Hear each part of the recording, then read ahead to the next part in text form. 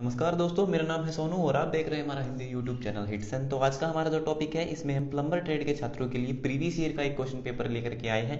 यहाँ आप देख सकते हैं मेरे पास 2017 का जो ये क्वेश्चन पेपर है, और ये जो हमारा वीडियो है ये प्लम्बर ट्रेड के जो क्वेश्चन पेपर की सीरीज है उसका अब तक का 5वां वीडियो है। इससे पहले हम जो प्रीवियस ईयर के 4 क्वेश्चन पेपर को सोल्व कर चुके हैं। अगर आपने उन्हें नहीं देखा है तो प्लम्बर ITI की जो प्लेलिस्ट है हमारे यूट्यूब चैनल पर, वहां पर जाकर के आप उन सभी पेपर्स को, उन सभी वीडियोस को देख सकते हैं। तो चलिए शुरू करते हैं इस वीडियो को और देखते हैं कि इस पेपर में आपसे किस तरह के सवाल पूछे गए थे। तो सबसे पहला प्रश्न है, निम्न वॉइस सबसे सामान्य प्रयुक्त वॉइस है जिसे कभी कभी समानांतर जो वॉइस के रूप में भी जाना जाता है। समानांतर जो वॉइस यानी ये इसके जो जबड़े होते हैं वो समानांतर होते हैं। तो इस प्रश्न का सही उत्तर ऑप्शन ए, जो आपका बेंच वॉइस होता है, आपने देखा होगा उसके अंदर 2 जबड़े होते हैं और वो दोनों एक दूसरे के समानांतर होते हैं। तो पहले प्रश्न का ऑप्शन ए आपका सही है।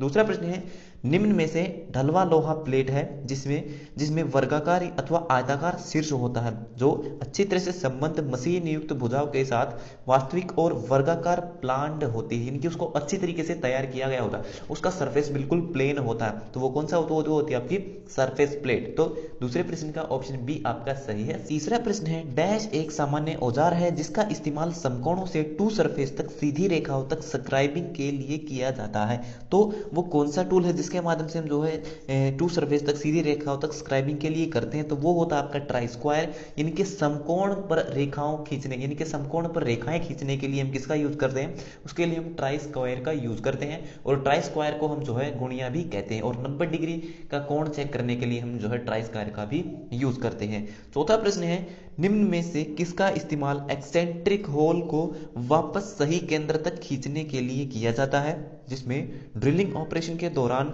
रन ऑफ केंद्र होता है?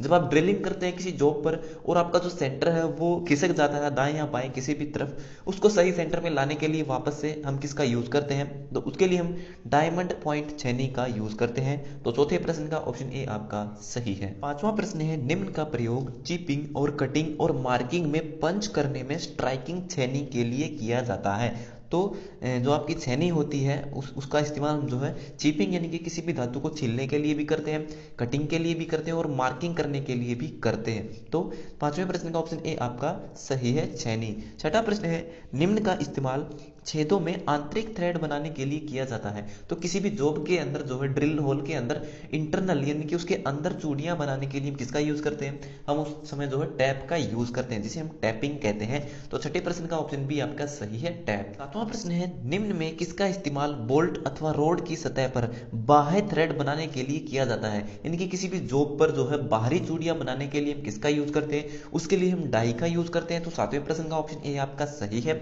आठवां प्रश्न है, डैश एक औजार है जिसका इस्तेमाल किसी किए गए कार्य में सूक्ष्म कणों को हटाने के लिए किया जाता है, यानी कि माइनर कटिंग, यानी कि बहुत छोटे छोटे सबसे ज्यादा कम घिसाई के लिए, यानी कि जब हम रेती से किसी जॉब को घिसते हैं तो कहीं ना कहीं हम उसको जो है काट रहे होते हैं, उस जॉब को जो है छोटे छोटे कणों के रूप में जो उसको हटा रहे होते हैं। तो आठवें प्रश्न का ऑप्शन बी आपका सही, फाइल एक औजार है, रेती एक औजार है जिसके इस्तेमाल से हम जो है किसी भी कार्य को सूक्ष्म कणों में हटाने के लिए यूज करते हैं। तो आठवें प्रश्न का ऑप्शन बी आपका सही है। नौवां प्रश्न है, निम्न में से कौन चौड़ाई और मोटाई में समानांतर होते हैं? तो इस प्रश्न का सही उत्तर है ऑप्शन सी, जो आपकी इक्वलिंग फाइल होती है। इक्वलिंग यानी कि एक ऐसी रेती होती है जो चौड़ाई में और मोटाई में जो है समान होती है, समानांतर होती है। तो नौवें प्रश्न का ऑप्शन सी आपका सही है। 10वां प्रश्न है, मृदा एवं वर्षा जल निपटान प्रणाली के अभिकल्प के लिए मुख्यतः निम्न का प्रयोग किया जाता है। तो वर्षा जल के निपटान के लिए हम कौन से पाइपों का यूज करते हैं? उसके लिए PVC पाइपों का यूज कर सकते हैं। तो 10वें प्रश्न का ऑप्शन बी आपका सही है। 11वां प्रश्न है, 45 डिग्री सेल्सियस तापमान के साथ जल के संवितरण के लिए निम्न में किसका प्रयोग किया जाता है? तो मान लीजिए अगर पानी का जो तापमान है 45 डिग्री सेल्सियस है, तो उस समय इनमें से कौन से पाइप का इस्तेमाल करना सही रहेगा? तो उस समय हम जो है कंक्रीट पाइप का यूज करेंगे, क्योंकि 45 डिग्री तापमान पर जो पानी है वो गर्म हो जाता है। तो उससे क्या होता है, जो PVC के पाइप वो नरम होने लगते हैं। तो उस समय जो हम PVC का पाइप हो या फिर प्लास्टिक के पाइपों का यूज नहीं कर सकते हैं। तो 11वें प्रश्न का ऑप्शन सी आपका सही है, उस समय हम कंक्रीट पाइप का यूज करेंगे। 12वां प्रश्न है, निम्न का इस्तेमाल छत से वर्षा जल, मिट्टी और कचरे को बहा कर ले जाने और वेंटिलेशन के लिए भी किया जाता है। तो छत से जमीन तक पानी लाने के लिए या फिर वेंटिलेशन के लिए हम कौन से पाइपों का यूज करते हैं? उसके लिए हम एस्बेस्टोस सीमेंट पाइप का यूज करते हैं, जो कि भार में हल्के होते हैं। 13वां प्रश्न है, कोल्ड छेनी निम्न द्वारा बनी होती है। तो कोल्ड छेनी जो है किसके द्वारा बनाई जाती है? उसको फोर्जिंग करके जो है बनाया जाता है, जिससे जो उसका जो धार होती है वो हार्ड हो जाती है, ठीक है, वो दूसरी धातुओं को काटने लगती है। तो 13वें प्रश्न का जो ऑप्शन डी है यहाँ पर आपका सही है। अगला प्रश्न है, किसी कास्ट कार्य के लिए प्रयुक्त फाइल का प्रकार है। तो उसके लिए हम जो है रास्प कट फाइल का यूज करते हैं। तो इस प्रश्न का सही उत्तर है ऑप्शन ए। 15वां प्रश्न है, कास्टिंग पर ड्राफ्ट अथवा टेपर अलाउंस सामान्यतः होता है। तो इस प्रश्न का सही उत्तर है ऑप्शन ए, 1 से 2 mm प्रति मिनट। 16वां प्रश्न है, किसी छेनी का क्रॉस सेक्शन सामान्यतः होता है। तो इस प्रश्न का सही उत्तर है ऑप्शन डी, अष्टभुजाकार। किसी भी छेनी का क्रॉस सेक्शन अष्टभुजाकार होता है। 17वां प्रश्न है, पीतल को काटने के लिए हेक्सा ब्लेड में प्रति 25 mm में निम्न दांतें होने चाहिए, यानी कि प्रति 1 इंच में कितने दांतें होने चाहिए हेक्सा ब्लेड में पीतल को काटने के लिए? तो उसमें जो है प्रति 1 इंच या फिर प्रति 25 mm में 14 दांतें होने चाहिए। तो 17वें प्रश्न का ऑप्शन डी आपका सही है। 18वां प्रश्न है, निम्न में एकल ऑपरेशन में कटिंग और फॉर्मिंग कार्य किया जा सकता है। तो इस प्रश्न का सही उत्तर है ऑप्शन सी, प्रोग्रेसिव में। 19वां प्रश्न है, हाउसिंग ज्वाइंट में ट्रेंच की गहराई होती है। तो हाउसिंग ज्वाइंट में ट्रेंच की गहराई कितनी होती है? 1/4, ठीक है। तो 19वें प्रश्न का जो ऑप्शन बी है यहाँ पर आपका सही है। 20वां प्रश्न है, कारीगरी से जुड़े कार्यों के लिए वृक्ष का कौन सा भाग सबसे अधिक उपयोगी होता है? तो कारीगरी कार्यों के लिए हम जो है हर्टवुड का यूज करते हैं। तो 20वें प्रश्न का ऑप्शन बी आपका सही है। 21वां प्रश्न है, कोर युक्त खंड के पैटर्न जोड़ के लिए किस रंग का इस्तेमाल किया जाता है? इसके लिए हम काले रंग का यूज करते हैं। तो 21वें प्रश्न का ऑप्शन ए आपका सही है। 22वां प्रश्न है, पैटर्न बनाने के लिए कौन सी लकड़ी सबसे अधिक महंगी होती है, मूल्यवान होती है? तो पैटर्न बनाने के लिए हम जो है सबसे महंगी लकड़ी होती है वो होती है आपकी टीक वुड, जो कि ऑप्शन डी यहाँ पर आपका सही है 22वें प्रश्न का। 23वां प्रश्न है, छेनी हैंडल को चलाने और कार्यों को जोड़ने में सहायता करने के लिए निम्न का प्रयोग किया जाता है। तो उसके लिए हम मैलेट का यूज करते हैं। तो 23वें प्रश्न का ऑप्शन ए आपका सही है। 24वां प्रश्न है, निम्न वेल्डिंग में वेल्ड बायां से दायां अथवा दायां से बायां किया जाता है। तो कौन सी वेल्डिंग में किया जाता है? वो किया जाता है आपकी अक्षैतिज यानी कि हॉरिजॉन्टल वेल्डिंग में, ठीक है। वेल्डिंग आप दो तरह से करते हैं, वर्टिकल और हॉरिजॉन्टल। वर्टिकल यानी कि ऊपर से नीचे, और हॉरिजॉन्टल आप जो है दाएं से बाएं और बाएं से दाएं दोनों तरफ कर सकते हैं। तो दाएं से बाएं और बाएं से दाएं कब करेंगे? जब हम वेल्डिंग क्षैतिज करेंगे या फिर हॉरिजॉन्टल करेंगे। 25वां प्रश्न है, ब्रेजिंग में सामान्य रूप से प्रयुक्त फ्लक्स है। तो ब्रेजिंग में सामान्य रूप से प्रयुक्त होने वाला जो फ्लक्स होता है वो होता है बोरेक्स। तो 25वें प्रश्न का ऑप्शन बी आपका सही है। 26वां प्रश्न है, गैस वेल्डिंग के लिए वेल्डिंग टॉर्च पर ऑक्सीजन का आपेक्षिक दबाव कितना होता है? तो इस प्रश्न का सही उत्तर है ऑप्शन बी, 17 से 280 kN प्रति घन मीटर इसका दबाव होता है। 27वां प्रश्न है, किसी लकड़ी के टुकड़े में जिस पाथवे से 100 ब्लेड काटता है वह क्या कहलाता है? तो किसी लकड़ी को जब हम काटते हैं तो जो काटने का जो निशान बनता है उस निशान को क्या कहते हैं? उसे हम कर्व कहते हैं, जो कि ऑप्शन ए यहाँ पर आपका सही है। 28वां प्रश्न है, ब्रेजिंग में प्रयुक्त फिलर मेटल का गलनांक बिंदु निम्न से अधिक होता है। यानी कि ब्रेजिंग में युक्त इस्तेमाल होने वाला जो फिलर मेटल होती है, धातु होती है, वो कितने तापमान पर पिघलती है? तो उसका तापमान होता है 420 डिग्री से ज्यादा, जो कि ऑप्शन डी यहाँ पर आपका सही है। 29वां प्रश्न है, निम्न में से किस प्रक्रिया में वेल्डिंग के दौरान फ्लक्स का इस्तेमाल नहीं किया जाता है? तो वेल्डिंग करते समय हम जो बहुत सारे कार्य करते हैं, जैसे उसको साफ करना या फिर उसको घिसाई करना। तो इस प्रश्न का सही उत्तर ऑप्शन बी, जब हम उसका घर्षण करते हैं, उसकी घिसाई करते हैं अच्छे से वेल्डिंग पार्ट्स को जोड़ने के लिए, ठीक है, पहले हम उसको रेती से फाइल के माध्यम से घिसते हैं। तो घिसने से पहले उसके ऊपर जो फ्लक्स का यूज नहीं करते हैं। तो 29वें प्रश्न का ऑप्शन बी आपका सही है। 30वां प्रश्न है, निम्न एक अस्थायी ढांचा होता है जिसका इस्तेमाल किसी वर्क स्क्रू और सामग्रियों के लिए किया जाता है ताकि किसी निर्माण कार्य में सहायता हो। तो निर्माण कार्य यानी कि कोई भवन या फिर कोई बिल्डिंग बनाई जा रही है, तो उसमें सहायता करने के लिए हम किसका यूज करते हैं?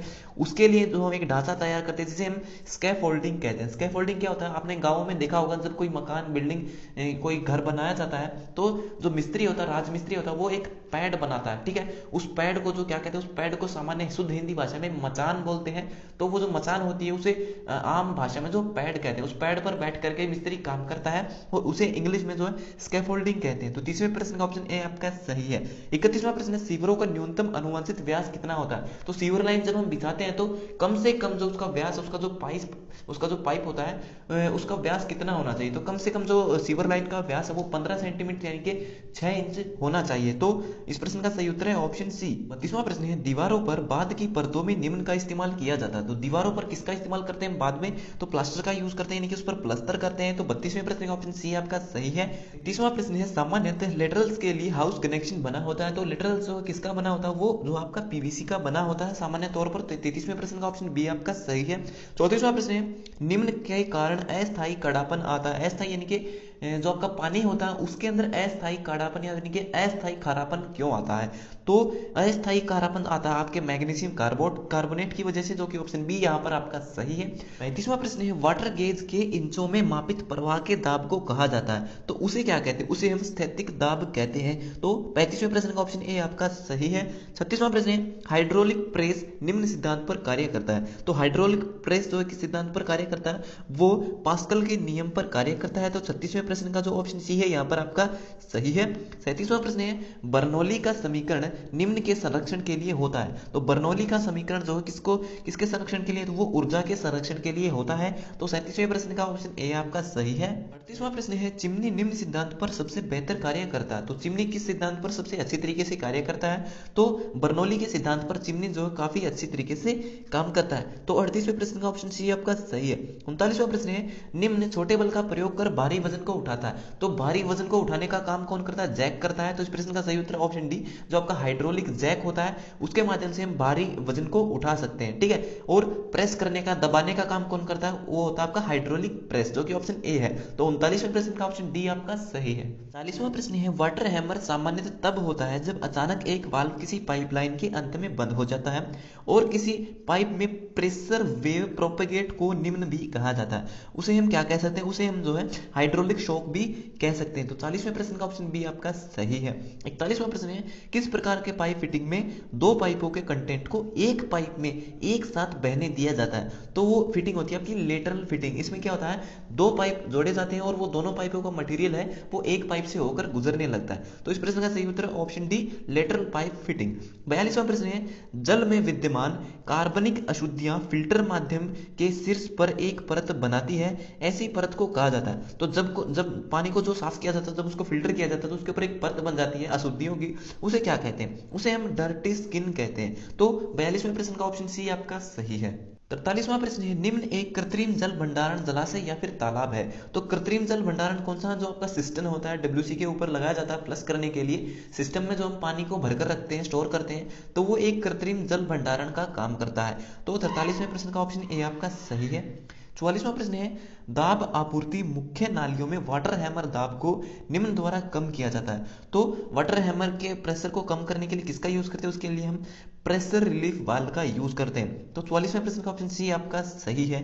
45वां प्रश्न है, कठोर जल में होता है। तो कठोर जल में क्या होता है? कैल्शियम भी होता है, कैल्शियम मैग्नीशियम सल्फेट भी होता है, मैग्नीशियम बाइकार्बोनेट भी होता है। तो उपयुक्त सभी, इसका ऑप्शन डी यहाँ पर आपका सही है। जल शोधन के दौरान अवसादन होता है, यानी कि वाटर ट्रीटमेंट के दौरान जब हम अवसादन क्रिया करते हैं तो वो कब होती है? वो होती है आपकी फिल्ट्रेशन से पहले। तो 47वें प्रश्न का ऑप्शन डी आपका सही है। 48वां प्रश्न है, सार्वजनिक जलापूर्ति के लिए कठोर जल को हटा दिया जाता है क्योंकि इसमें साबुन की खपत अधिक होती है। आपने देखा होगा जो खारा पानी होता है, जब आप उसमें जो है अपने हाथों को साबुन से धोते हैं तो साबुन जो अधिक लगता है वो सही तरीके से काम नहीं करता है। तो इसलिए जो है खारे पानी को सार्वजनिक जलापूर्ति के लिए यूज नहीं किया जाता है। तो 48वें प्रश्न का ऑप्शन बी आपका सही है। 49 क्वेश्चन है, निम्न एक फ्यूजिबल धातु मिश्रण है जिसका इस्तेमाल धातु क्रम के बीच स्थायी संबंध बनाने के लिए किया जाता है। तो फ्यूजिबल यानी कि ऐसा धातु जिसको पिघला करके जोड़ बनाने के लिए यूज किया जाएगा, उसे सोल्डर कहते हैं। तो 49 क्वेश्चन का ऑप्शन ए आपका सही है। 50वां प्रश्न है, निम्न इंजेक्शन माउल्डेड फिटिंग का प्रयोग कर प्लास्टिक पाइपिंग प्रणाली को जोड़ने के लिए बड़े पैमाने पर प्रयोग की जाने वाली तकनीक है। तो जो प्लास्टिक पाइपिंग प्रणाली तो उसको जोड़ने के लिए हम किसका यूज करते हैं? सॉकेट फ्यूजन का यूज करते हैं।